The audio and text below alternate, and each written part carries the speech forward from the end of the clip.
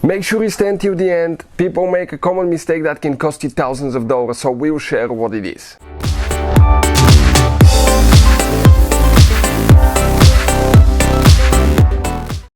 Hey guys, welcome back to Auto Repair guys. Thank you guys for watching and subscribing to the channel. Today will be super helpful video guys to any of you having a Hyundai or Kia with a GDI engine and you want to know what are the symptoms of bad water pump. Stay with us, we will explain that today guys.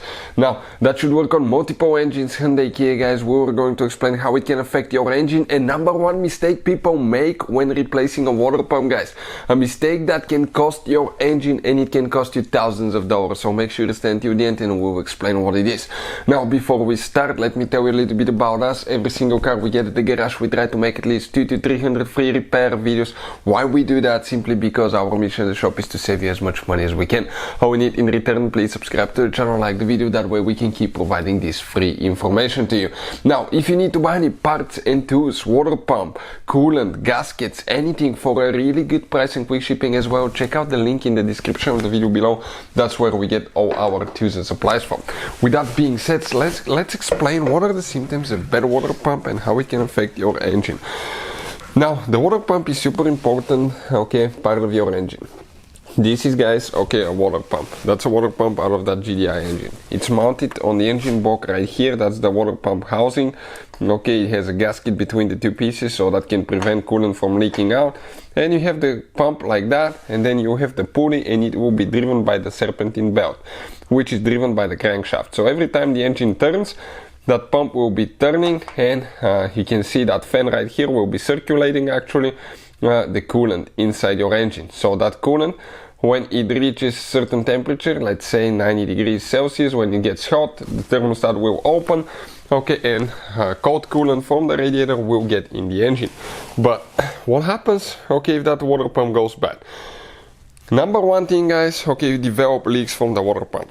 Before anything else goes bad, usually, most of the times, okay, you will develop a leak, okay, from the shaft right here of the water pump. That's because the seals will be actually going bad, and as a result, okay, when the engine gets hot, it's really easy to start dripping coolant from the oil, from the water pump, excuse me. So, coolant dripping from the water pump is very common guys.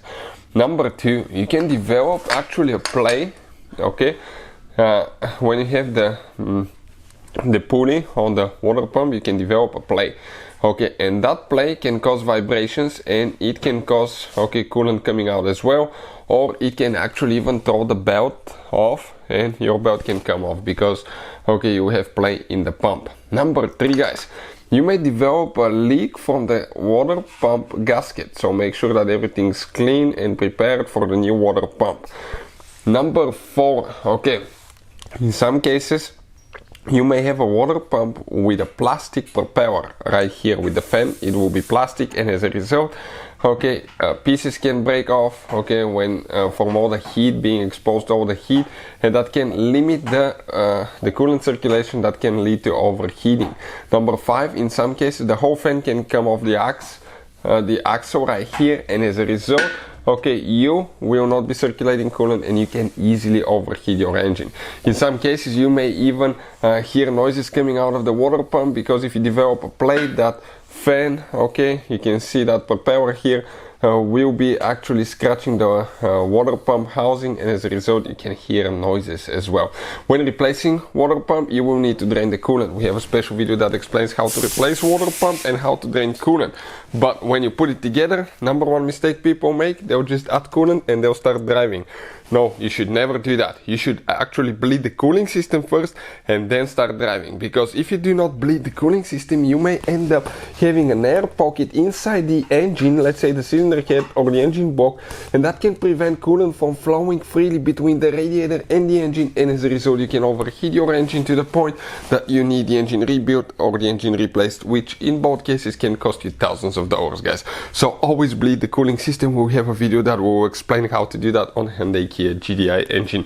Hopefully the video will be helpful to any of you trying to figure this thing out. Thank you for watching and see you next time.